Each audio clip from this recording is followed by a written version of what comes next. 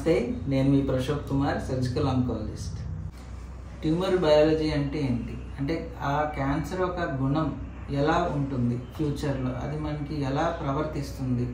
మనకి చిన్న క్యాన్సర్ అయినా కానీ కొంతమందికి 10 ఏళ్ళు ఉన్నా 15 ఏళ్ళు ఉన్నా కానీ పెరగకుండా ఉంటాయి, అది ఏమీ హాని చేయదు. అలాగే కొన్నిసార్లు మనం ఏం చూస్తామంటే చిన్న క్యాన్సర్ ఉన్నా కానీ బ్రెయిన్ స్ప్రెడ్ అయిపోవడం కానీ, లివర్ స్ప్రెడ్ అయిపోవడం కానీ, లంగ్ స్ప్రెడ్ అయిపోవడం కానీ చూస్తాం.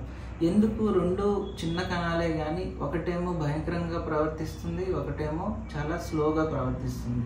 దాన్నే మనం ఏంటంటామంటే ట్యూమర్ బయాలజీ అంటాం. ట్యూమర్ యొక్క గుణం. దీన్ని మనం ఎలా కనిపెట్టవచ్చు? మనకు తెలుసు, మనం క్యాన్సర్ని కనిపెట్టడానికి ప్రతి పేషెంట్కి బయాప్సీ అన్న ఒక టెస్ట్ చేస్తాం, అంటే ముక్క పరీక్ష చేస్తాం. ముక్క పరీక్షల్లో మనకి ఏం తెలుస్తుందంటే అది క్యాన్సర్ ఉందా లేదా అనే తెలుస్తుంది, కానీ దాని యొక్క గుణం గురించి మనం ఏమీ కమెంట్ చేయలేము. దాని గుణం కానీ మనం తెలుసుకోవాలనుకుంటే దాని మీద మళ్ళీ మనకి ప్రత్యేకమైన టెస్టులు ఉంటాయి. అదేంటంటే IHC టెస్ట్లు అని ఉంటాయి, ఇమ్యునోహిస్టోకెమిస్ట్రీ టెస్ట్లు. అది ఒక్కొక్క ఆర్గన్లో వచ్చే క్యాన్సర్ బట్టి ఆ IHCని మనం ఉపయోగిస్తాం.